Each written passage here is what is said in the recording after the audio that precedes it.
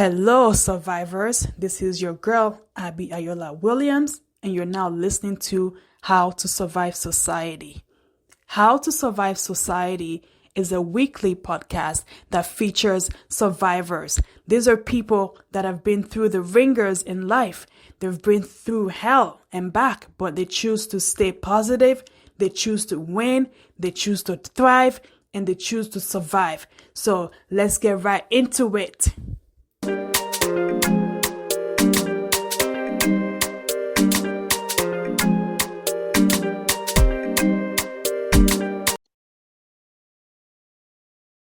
Hello, survivors. Thank you for tuning in to another episode of How to Survive Society. Today, I have a very, very special guest. His name is Sean Robinson. And Sean is going to talk to us about how he discovered himself after going through alcoholism and the tips he used in his journals. He has a book out, he's an author now. So we're going to talk more about that. Hi, Sean. How are you? Hi, Abby. I'm great. How are you? I'm good. Can't complain. I just wish it was summer right now, but Yes, don't we all? but other than that, I'm great. So, talk to us a bit about growing up in Ontario, Canada, and how that was for you. Okay, so yeah, growing up, my parents were married when they were 20, 21 years old, and they had me when they were, a year or so later, and had a young lifestyle. They had a lot of, friends, social circles and things, and I think things that we can very much relate to nowadays. But I grew up oldest of three boys. So I have two younger brothers. My parents, we were always well looked after, but their young lifestyle, we grew up watching them do certain things, watching people come over, drinks were around, so abundance was definitely there, and we were I was just used to seeing alcohol and drinking around. So through my childhood, I knew how to mix a proper rye and Coke or rye and ginger ale when I was like 8, 9 years old. It's all fun because it was never drinking them, but fun to help out or whatever, be involved. So once I got to a certain point growing up, I felt like I had a good handle on how I was supposed to do this game and how I was supposed to have my drinking sorted out. So I kind of carried what I learned growing up into how I was supposed to do it, and was hosting. I had full stocked drink fridge, and made sure to maintain a certain element that I felt was true about how that hosting and parties and functions goes. So it kind of led to just me having that habit, having that routine of you know the hosting, and outside the hosting part of it, just having these drinks or having people over, when I'm barbecuing or anything, summertime especially, just always having that drink in my hand and one after another was just normal. Mm. So, did your parents ever talk to you about alcohol and drinking, or like how to at least be a social drinker? You know how sometimes people only drink when they're out somewhere or when they're around people. So were you more of a social drinker, or you were just drinking regardless of anything? No, it was more social for sure. There was times where I didn't feel like I needed it or whatever.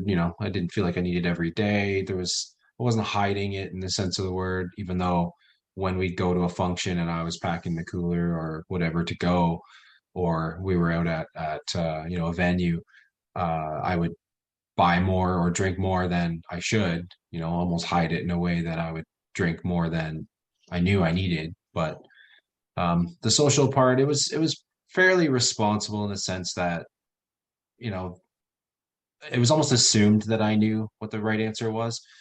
and I think we don't realize how much our children pick up from us, or how much they see, and we don't explain it to them because we don't realize that they're paying that close attention. Mm-hmm. So the social part and the drinking part that I witnessed, especially, knowing how to mix drinks when I was, and my brothers were the same. We, as they grew older and I got busy, that they had fill-ins. um, we forget how much our kids are watching, and we don't understand in the moment what the right answer is. We think Mm-hmm. we think we see what the right answer is. We think we're witnessing, the best behavior, but you know, I don't Yeah. I don't feel like I was harmed by it in any way. I don't think that they did anything other than just, live their life. But I do believe my parents didn't, um, as I've done with my kids, and I think we all do. We don't realize what, you know, we're Mm-hmm. sharing with the young ones. I see what you mean. Like kids pick up on your actions, not so much your words, right? So, did you ever spoke to your parents about the impact of them having alcohol in the house and having parties and all those things out that impacted you on your journey of with alcohol? Did you ever have a talk with them? Um, there was, I think by the time I realized that, what I was witnessing, and that environment, I think by the time I realized I was already living on my own, and it wasn't a conversation that I needed to have with them. It was more me realizing how that affected my lifestyle and my habits and routines, and then what I can change. There's a lot of things that we don't realize is the wrong information until, we're older, and you say, what, like, that was the example I had, but that wasn't the right example, that wasn't what I want to do now. So it's like taking that environment that you thought was correct and figuring out how to be better than that, or how to fix what maybe you couldn't fix when you didn't know any better.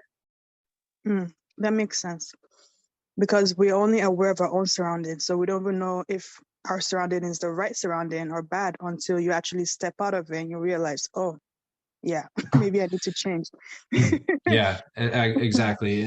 And when I started to what led me to the book, um, that was a lifestyle I kind of carried. There was certain things and happening. It was just always assumed that I was going to have drinks, or that, I was going to a function. I wasn't going to not have a drink at a function because everybody else was doing it. It was just the way I was used to being in that moment. My routine was to be involved.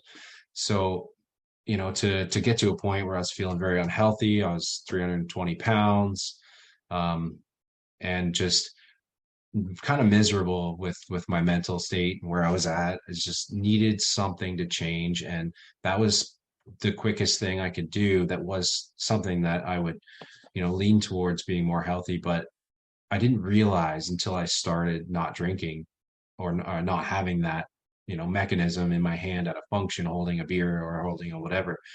I didn't realize how much of a habit and routine it was to me to be that way, and how hard it was to change it. And like any habit, um, like I started keeping track of everything I was working on. I was brushing my teeth, and to do that twice a day when you're not used to doing that twice a day or anything is difficult, right? So I was writing on the calendar in the morning. I'd check it off, and at night check it off, and I'd get through 30, 60, 100 days of documenting this thing on the calendar, be it that or something else.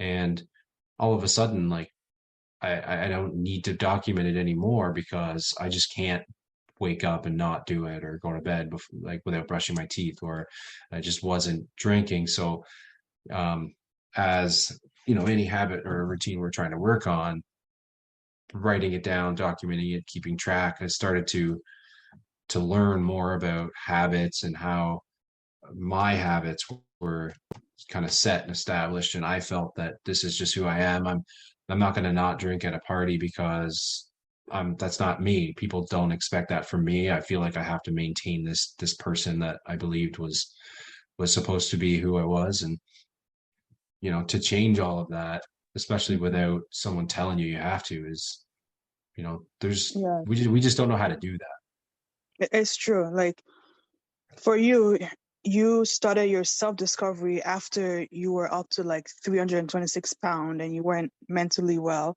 So that's what made you go on your own discovery path and personal development. You're right. Some people don't know when to start because they don't even know that they have a problem, or until a doctor tells them, okay, you have to lose weight, or oh, you have to go to AA meeting, then that's when they start doing stuff. But kudos to you for, for recognizing that you wanted a change, and then you did that on your own by putting your words on paper and just helping yourself. So that's amazing. So what tips do you have for somebody out there that's an alcohol that drinks alcohol a lot, and they're trying to maybe stop it, or at least lower the amount of alcohol that they drink? Like, what are the tips that you have for that person? I think I think at first it's important to know that you can always be a different version of yourself. You can always work on yourself. You can always change. That was something that I didn't believe. I didn't think that I could not be, different than what I was used to being. So to know that, knowing that you can always change, you can accept different things. I accepted that I was going to drink something else at a function, or I just not have alcohol. So I think my biggest tip is to, after accepting that you can be okay in that environment, is first thing I did was kind of find something else that seemed close. Now, I didn't want to go to the 0% and the mocktails and those things, because I wanted to change the complete, you know, what I was doing. I felt if I had dry January without, you know, anything, I would just go back to it, no problem. So it, I got a special mug. It was just a Yeti mug that I used, and could pour whatever I want in there, and just keep drinking out of that mug during whatever function. Or if it was Hmm. at a venue, just you get a glass at a venue and just have something else out of that. I found that most people aren't worried about what you're drinking. They weren't worried what I was drinking. I was more worried about it. Hmm. So, if you have, because that mechanism is important. It's like quitting smoking, right? People get so used to having that mechanism of bringing the cigarette up to your mouth and whatever. Yeah. Drinking's the same. So if you play with that mechanism, have something else in the cup. To you, it's not alcohol. To everybody else, it doesn't matter, because it looks like you're playing the game. If you Hmm. stand, I found I didn't want to be the one standing in the corner with a bottle of water, just feeling like everybody was watching me, because it was so obvious, right? At least if it Yeah. was water in a solo cup or water in anything else, it was like it didn't matter, because I was still there. I was still enjoying myself. It wasn't, Yeah. you're not holding an umbrella inside, kind of obvious that you're drinking, you know, water or whatever. So to answer your question, I think just have a mechanism, and to just understand that nobody else but you is worried about what you're drinking, and you can still have a good time without drinking alcohol. You can, Yeah. even if it's temporary, just drink something else. That's true. I was laughing when you said the water thing because I'm that person that would go to a function and have water in my hand or in my cup. But then I started saying, okay, let me try and fit in a little bit. So now I've upgraded to sparkling water because And it looks kind of like gin, So it's like, yeah, okay. yeah, that's good. And it's not the water part. It's just, you get that. And I've seen this at a function, so I'm using it based on my experience. But like, you see that Yeah. person at a party or at a function, they've got that bottle of water and they're just twisting the cap on and off, and they're kind of fidgeting Hmm. with it. Maybe it's even gone by now, but it's something for them to play with. And if that person, used to be a drinker or not, it's just, there's an awkwardness when you've got that person that's not playing the game. not, not participating in what's going on. And it's like they're just standing there twisting the cap on and off the bottle. But if you took that water and poured it in a cup, you could fiddle with that coffee cup, whatever. It seemed different to me. And Mm-hmm. I felt, because I had that environment, it was like, I don't want to be the person that people are thinking about that's judging them for whatever's going on. So, it just helped me, actually, like, whether it was, like I said, better for everybody else or not, it just helped me feel like I was more involved than Mm. holding the clear plastic bottle. I see what you mean. So let's talk about your book, Journey to Self-Discovery. So what when did you write the book, number one, and what's in the book that people can look forward to when they want to read it? So it was never in my intention to put it out there. I've never been, one for being out there and being exposed. So to me, this was a journal. I'd started journaling because my confusion. I didn't know how to fix my weight issue. I didn't know, how to be a different person. All the things I've learned since. It wasn't who I thought I was. So I was writing things down in a journal. I was very much, beating myself up, questioning what it is, like, how can I figure this out? And then when I decided to stop drinking and I started, listening to podcasts and reading books and just allowing myself to branch out and be more open and learn, I was still journaling, and I was writing these things down that were useful, things that were good. I was, kind of coming out of a shell a bit. And then, as in the background, my friend was getting married. I was in his wedding, and there was a lot of wedding functions, and every function that we went to, be it showers or suit fittings or whatever, it was just, he kept telling me, you better drink at my wedding. I don't care. You better drink at my wedding. And I didn't know how long I was not going to drink for. So I had a lot of pressure and anxiety around just that statement, because I didn't know what I was doing. I couldn't tell him that I wasn't.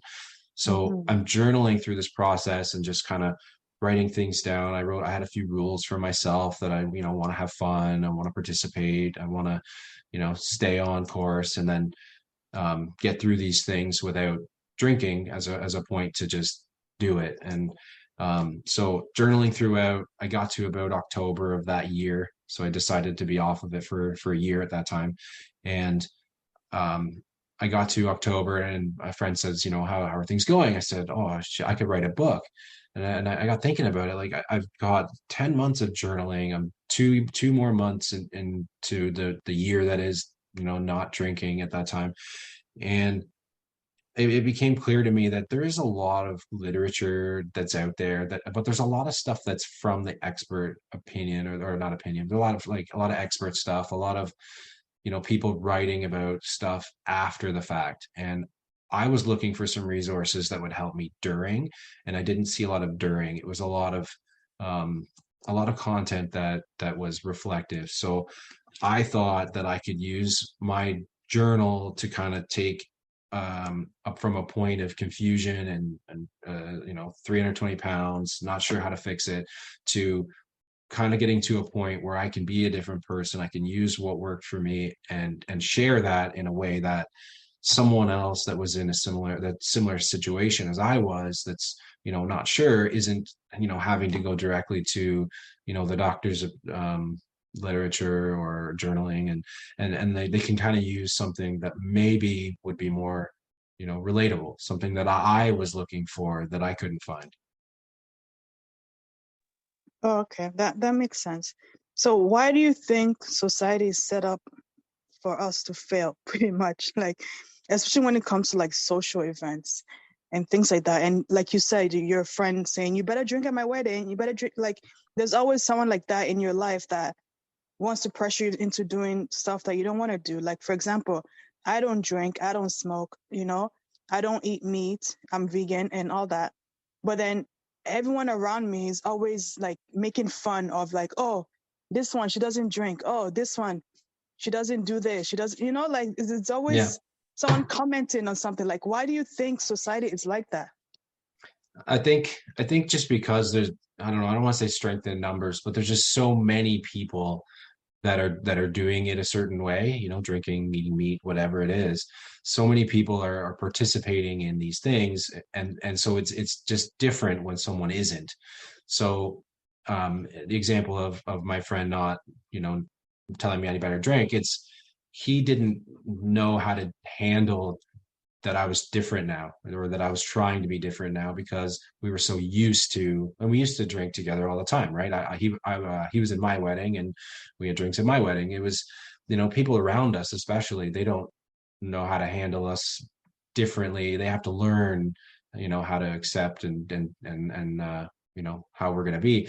Society, I think, there's so much money in it, and I don't want to get into that part of it, but it's almost expected because of the environments and the commercials and all the advertising that just shows us on the beach with a beer or a drink, or in a circle with the friends, and you're having this great time.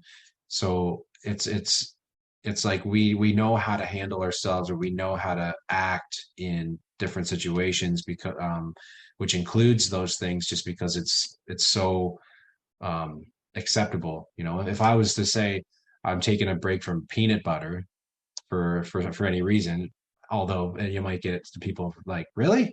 It's not. It's different if you're taking a drink from, or taking a break from anything else, or you're taking a break from alcohol. It's like, or cigarettes. It's like, oh, you're not doing that anymore. How come? But yeah, if you're taking a break from whatever, it just doesn't hold the same weight. So I think it's just because of how ingrained it is and how acceptable it is. You can't go to a football game or hockey game or whatever without it being like almost shoved in your face to be drinking, or to participate in what most people are doing. That makes sense. It does. So how can someone say no to social pressure? Like, it's hard sometimes. For me, yes, I have a great no. Like, if someone's offering something that I don't want, I'm like, nope. But there's peer pressure, especially with teenagers and young adults. Mm-hmm. And so how can someone like that say no if they're around things that they don't want to be around? It was difficult in a bit, especially because, like, it was something I did before. If it was something I'd never done, it's a different conversation, because then there's different tactics there. It's like, well, I've never done it, but I've heard it's no good. So, like, and I know how I've handled that with different, like, drugs and stuff. Like, you just don't, because it's not. But when you're used to doing something a certain way, and then you've got to now do it differently, like, there's a lot of reprogramming there. And that was where I was coming from with this book too, being my path to overcoming habitual drinking, is, all of the things I was used to. It's like, I'm not going to do that anymore. So to try and learn and use habits and tracking and just trying to figure out how to be different in that environment is like, I was used to doing this a certain way. I'm just not going to do that anymore. For people around me to learn how to deal with me, for me how to learn to deal with it. Saying no was difficult, but I had to be accountable for myself.